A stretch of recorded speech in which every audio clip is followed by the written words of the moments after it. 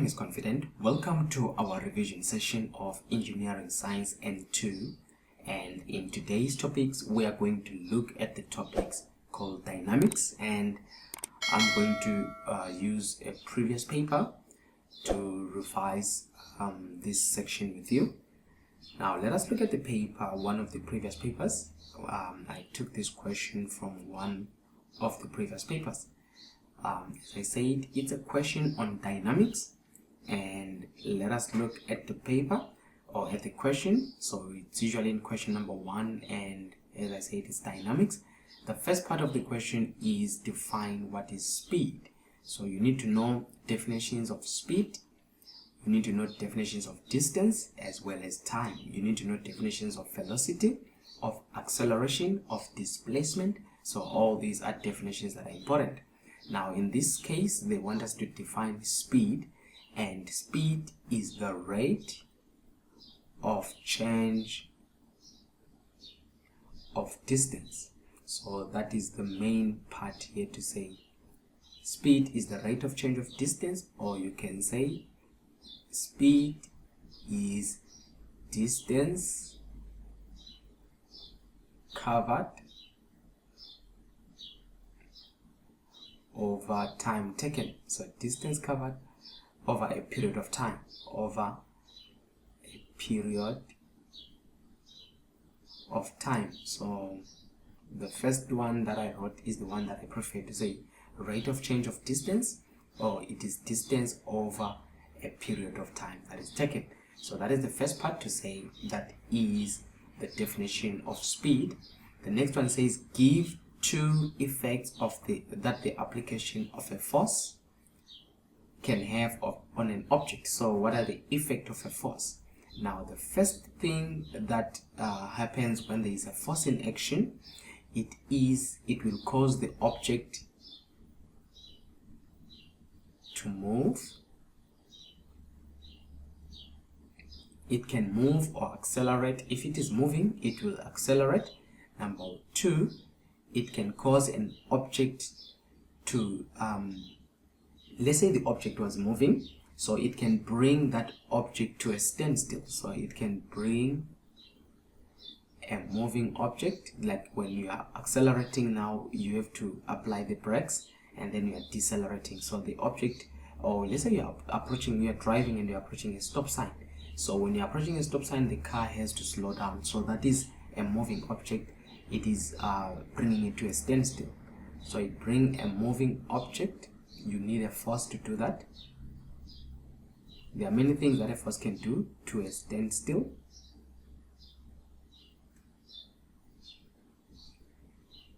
But these are the common answers that are expected. So number 1, it can cause an object to move. Number 2, it can bring a moving object to a standstill.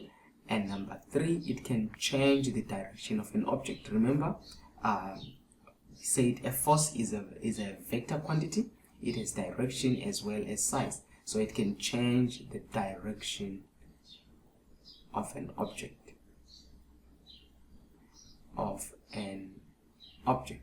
So this is the main 3 answers that are expected.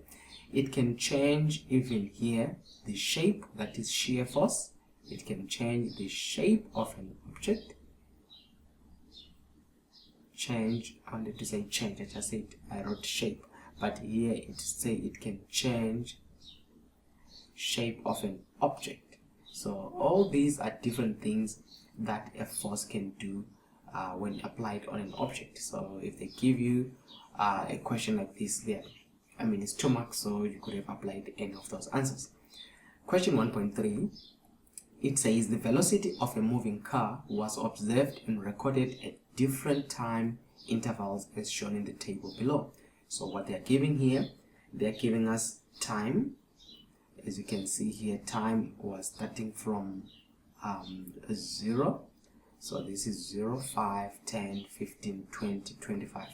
And then they're saying the velocity of a moving car was observed and recorded at different time intervals as shown below. They don't show whether it was minutes or seconds, but let's continue. And then the velocity is also given 20, 40, 60, 80, 80, and 0. It says draw the velocity time graph of the motion of the car over 25 seconds. So I assume the time here, they should have emphasized to say time in seconds and velocity in meters per second. Units are very important in that case. Now they say we need to draw a velocity time graph for the motion of the car over 25 seconds. So if I can maybe draw it, let me see if I can just do it under here. Let me first bring in what I can call, something like that. Let me try to do it like that, and then I will remove that later. So let's say I'm drawing my diagram here. I'm just using my, I don't have a ruler that can do that for me, so I'll use this square box. But remember, in an exam you have to use a ruler, try to make accurate measurements. That's why I brought in a square box like this. So what I have, remember, they said I must draw the velocity. If I can use that one, I'm drawing here the velocity and time. So what I have, the most important thing when you're drawing or sketching this is the first part, you need to label your axis. So this part is my velocity. So in meters per second, and at the bottom is my time in seconds. And then now let's look at what we're given in terms of my scale. The scale, they're saying from it's on the time it's 0, 5, 10, 15, 20, 25. So I can choose maybe to have my 0 there, and then 5, if this is 5, 10, this will do. This is every 2 blocks, it's 5 units. So this is 0, 5, 10, 15, 20, 25. I think it ended up with 25, but is that, that's fine. Just to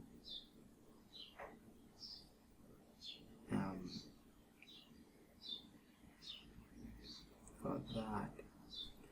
Alright, so this is we're saying this is 20, so this is time in seconds. Alright, so that's what I have on my horizontal axis, which is the x-axis. It's the time, and then look at the velocity. It's 0, it's from 20 to 80. So it's up to me how I do that so that I can fit it all together. Maybe I can use that to say this is 10. One box is 10 units, 20, 30, 40, 50, 60, 70, and that is 80. There is nothing above that. So now if I look at the part now on the numbers, it says from t is equal to 0, v is 20. So you go there when t was 0. I can use different let me use something different. When t was 0, v, I can use the same marker. T was 0, v was 20, so I have a point there.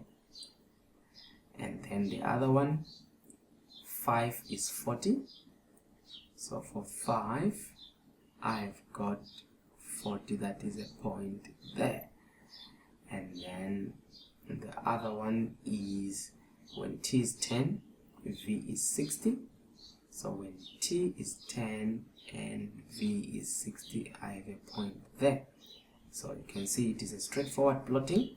When t is 15, v is 80. So I've got 15 and I've got 80 there. Alright, and then the other one, when t is 20, v is 80. So when t is 20, again I've got v is 80. and then in the other part, when t is 25, v is 0. So I come here and 25 and 0. So that is what I'm having. And now remember, I said draw. The question here says I need to draw the velocity time graph of the motion. So this is they'll give you 4 marks, the velocity time graph of the motion of the car over 25 seconds, and it's a good 4 marks. So when you draw that, it's a straight line that you need to use. So what I have from 20 actually started there, you got to that part, and then you got to that part, you trace that motion as you are given, like that. So this is what I'm having as the velocity time of this particular motion. And then if so that says draw the velocity time graph, that is that, and they says calculate the acceleration during the first 15 seconds.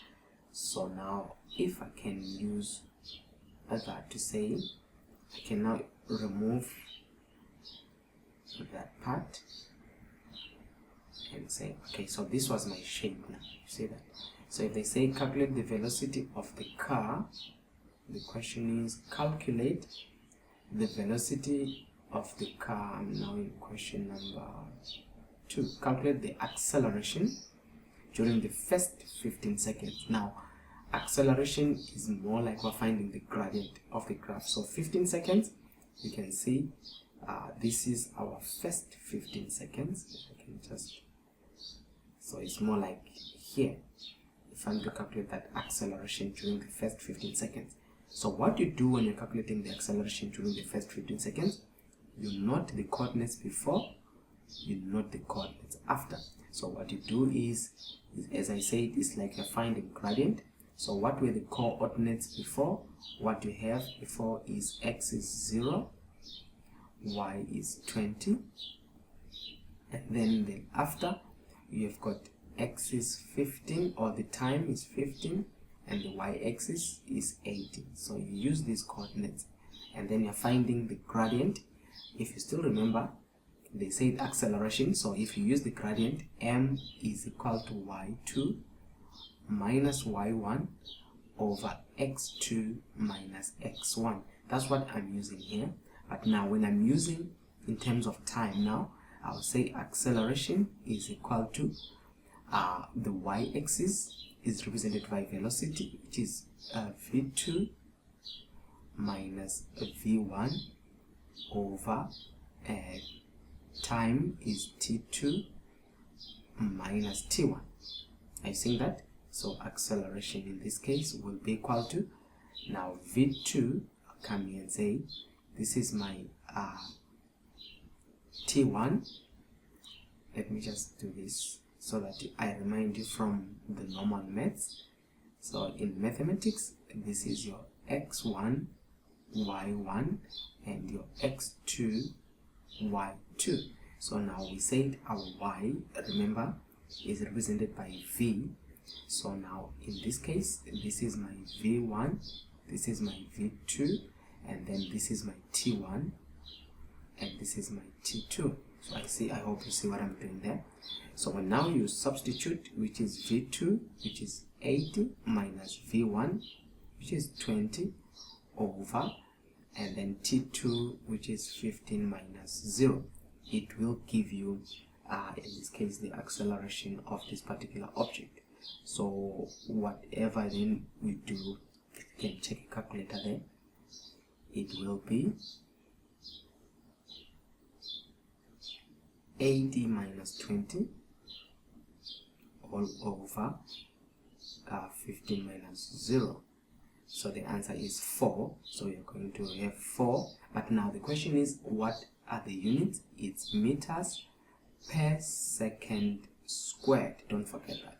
Some they write it as 4 meters second to the power negative 2. Whatever answer, whether it's that or it's that, it will still be correct. So that is the acceleration. That is question number 1. that is the acceleration. Actually it's question 3.2 here, just to say 3.2, 1.3.2. that is the acceleration. When it says calculate the acceleration during the first 15 seconds, you get 2 marks. The next one, 1.3.3, says calculate the displacement after the first 20 seconds. Now it's 4 marks. Just look at these 4 marks. They want the displacement after the first 20 seconds. So we are looking at this shape to say, if I come to 20 seconds, 20 seconds is here. Now they want the acceleration. Now if they're talking about the acceleration on a velocity, the displacement, they're saying calculate the displacement after the first 20 seconds. So when they talk about displacement here, what you need to know about displacement is area under a velocity time graph. So that is what they mean. So they are saying find the area under this graph. So by area, what I mean here is you are given this part of the graph. For example, if I can say let's find the area of this graph, meaning you have this thing all the way like this. Well, we want to find the area under this thing. I hope you can see what I'm saying. So it's more like you are in your mensuration of shapes. That's why it's important for your mathematics to connect into this part. So if we want to find the area under this, what it means when we're finding the area, it's nothing complicated, guys. So what I need to do is to divide this shape into different parts. For example, you can see I'm having that shape like that, but I can divide it into this part. So what I'll have, I'm going to have something like and then divide it like this. I think that'll be better.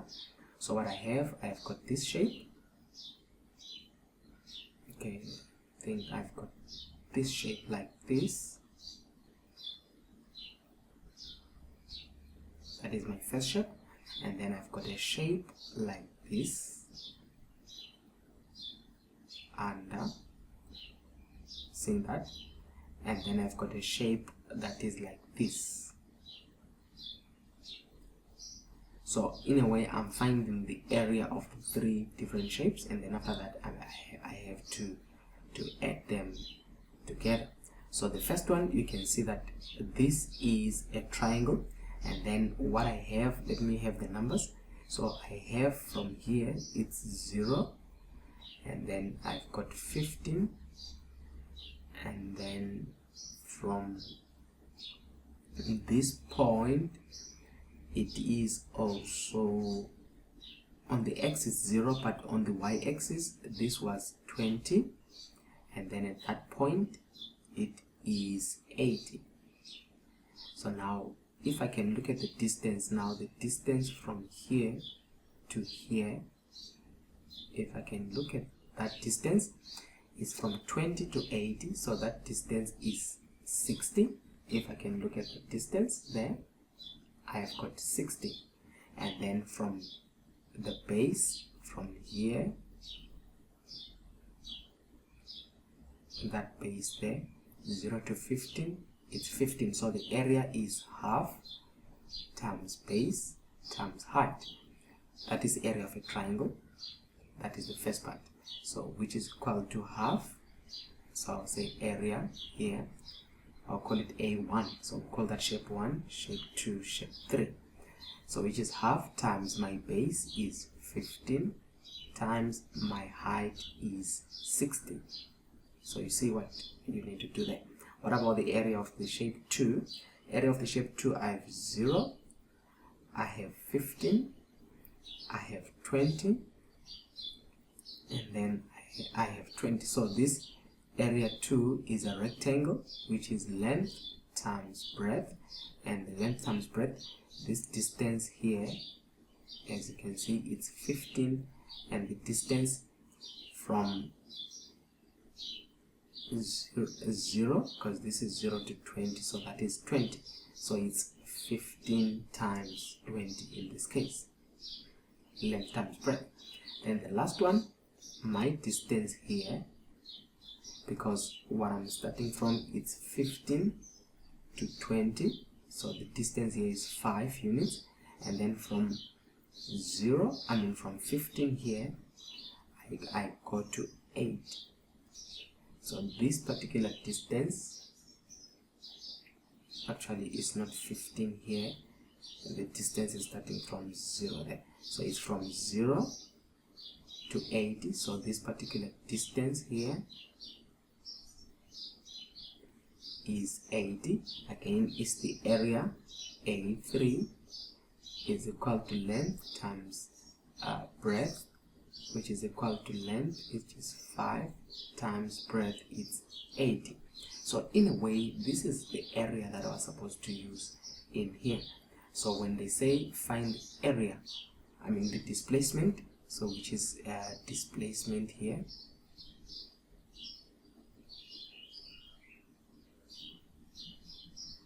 is equal to, so you are going to say half, take that one, times 15 times 60, plus, then take your A2, you are adding it, remember, plus 15 times 20, plus, and then you take that one, which is 5 times 80. And then when you do that, it will give you now your final answer to say in here 1/2 times 15 times 60 plus, and then it's 15 times 20. You can put it in brackets if you want, just to say that this is separate like this. It's more proper to do that, and then put a bracket there, and we put a bracket there. So the first one is that, and then plus 5 in brackets, 5 times 80, saying that, and then equal to, we've got 1150, so it's displacement, which is 1150. Now displacement, remember, is like distance, but it's the rate of change of distance. So which is, displacement is distance with direction here. It's a vector, it's distance in a specific direction, so the unit there is in meters, so don't forget that. So when the question actually was asking you for this is what the question was asking. Now, as I said, you could have done this, you could have done that, you could have done that. So this is what the question was asking, but you needed to know how to split your shape into 3 different scenarios. There are also some who prefer to use a trapezium here. For example, they will want to take this shape. If you know the formula of a trapezium, so you can take, it's different ways you can do. This is another, I'm just showing you one. So this is a trapezium here, and then you can take this as kind of the whole of it as one thing here, like this, now as one thing like that. So it's a trapezium shape. Now if you remember the area of a trapezium, just want to write it quickly here, its area of a trapezium is equal to half A plus B times height. Now A plus B are the parallel sides, so this would be your A from here. It's my A, which is equal to 20, and then my B is from there to there, which is 80, so it is half 20 plus 80, and then times, and then the height of the trapezium is this distance here, like that, which is 0 to 15, which is 15. If you do that, equal to, so I will have half times 20 plus 80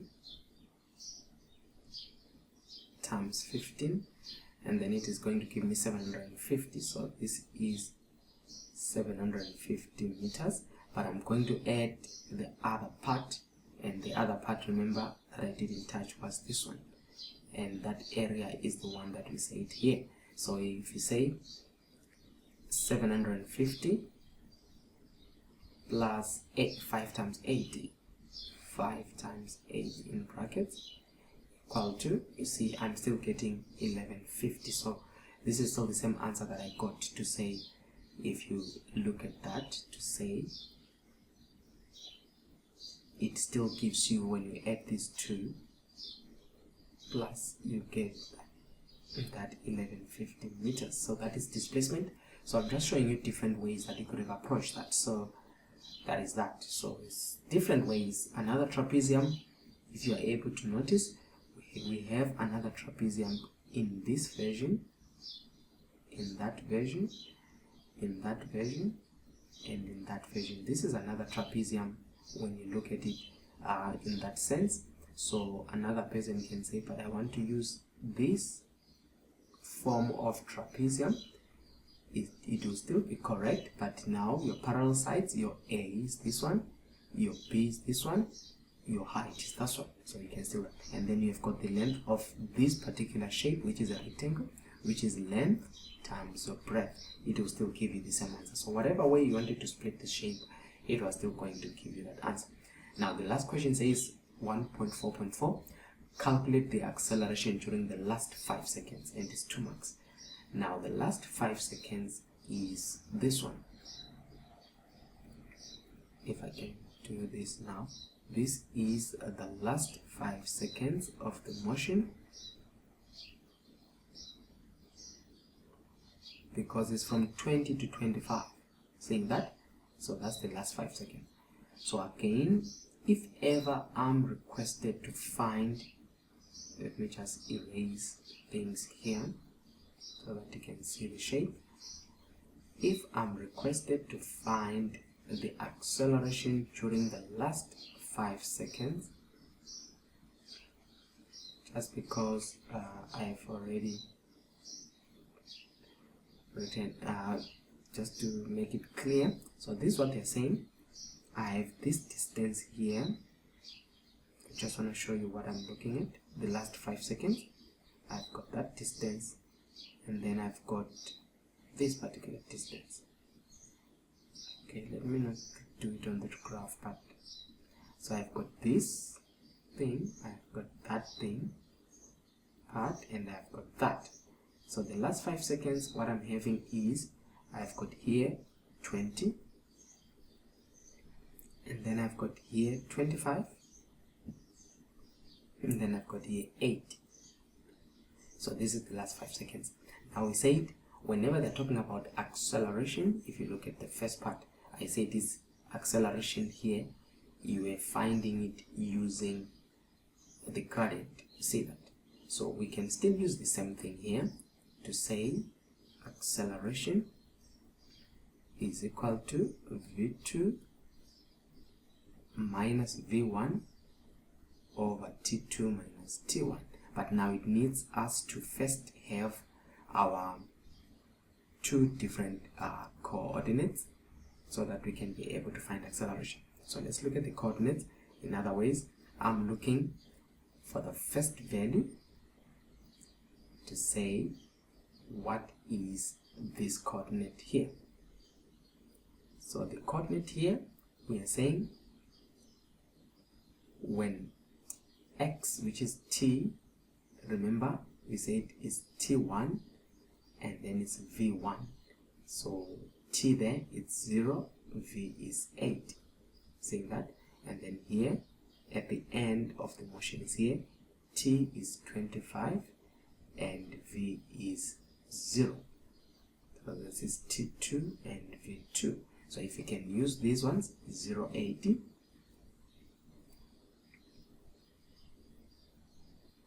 and then you've got 25 and 0. If you can use this, then this is your T1, this is your T2.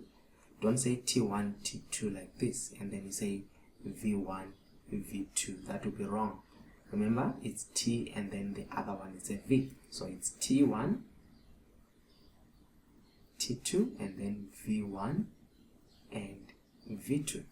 So students sometimes make errors on that. So this is acceleration is equal to V2, which is 0, minus V1, which is 80, over T2, which is 25, minus 0. If we look at that, and it's 0 minus 80 over 25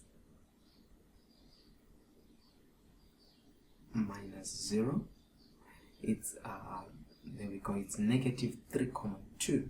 So this is minus 3,2. As I said, it's up to you how you write it, but it's meters per second squared. So this is acceleration. So now the question is, find acceleration during the last 5 seconds. So this was the last 5 seconds. In other ways, they are saying calculate deceleration here. So A is equal to minus 3,2 meters per second squared. Sometimes it will be deceleration.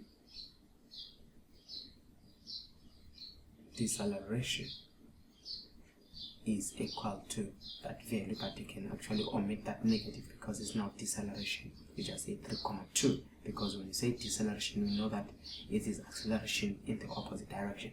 But guys, this is how you can approach some of these questions as they are given in your question. And I will also do a second part of this as you are looking at your revision session on dynamics, and I hope this is of help to you. Now we have come to the end of our lesson. Remember guys, if you have not subscribed to our channel, remember to subscribe to the channel so that you can be notified every time there is a new video, and you can also ensure that the notification bell is turned on so that every time there is a new video, YouTube will send you an email, or not an email actually, it will send you a notification to tell you that 24-minute lessons has uploaded a new video.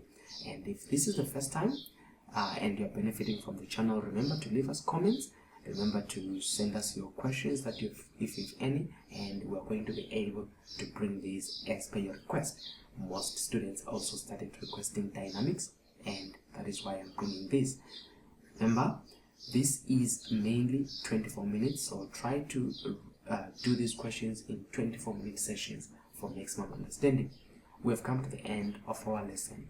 I hope this was of benefit to you. Thank you.